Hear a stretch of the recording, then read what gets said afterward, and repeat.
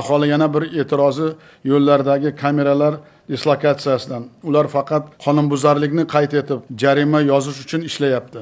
Bu kameralar aslida transport oqimini boshqarish, tirbandlik va avariyalarni kamaytirishga xizmat qilishi kerak emasmi? Hokimlar bilan birga chorraha, polasa va yo'l belgilarini to'g'rilash, svetoforlarni aqlli boshqaruvga o'tkazish bo'yicha nima ish bo'layapti degan savolga menga Toshpo'latov hisobot berishi kerak.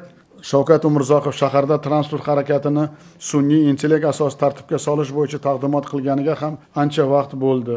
Qani natija? Toshpo'latov, Mahkamov, Tursunov, Sherzod Ibragimov qattiq tayyorgarlik ko'rsin, shu oyda alohida tanqidiy yig'ilish o'tkazamiz. Toshkent shahri va viloyat markazlarida bironta hokim bo'sh joylarni topib, yashil zona, odamlar toza havoga chiqib o'tiradigan joylar, sport maydonchalari, fontanlarni ko'paytirishni o'ylamayapti. Arada bir harakat boshlandi, keyin hamma to'xtab qoldi.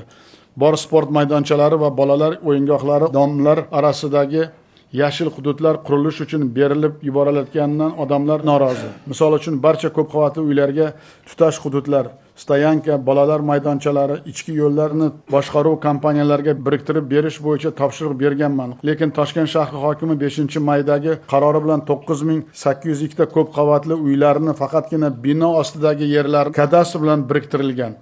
Maqsadi bitta, qolgan yerlarni qurilish qilish uchun tadbirkorlarga sotish. Qani topshiriq nazorati, qani qonunning kuchi? Bosh prokuror o'rinbosari Samadov Toshqulov bilan bir oyda Uskosmos Qodirov, Kadastr Po'latov bilan birga qaysi hududda yashil zona, sport maydonchasi, bolalar o'yingohi boshqa maqsadlar uchun berib yuborgan bo'lsa, hammasini aniqlab joyiga qaytarish kerak. Ko'p qavatli uylar tutash hududlarini boshqaruv kompaniyalariga berish bo'yicha hokimlar qarorlarini o'rganib, qonunga zidlarni bekor qilish kerak.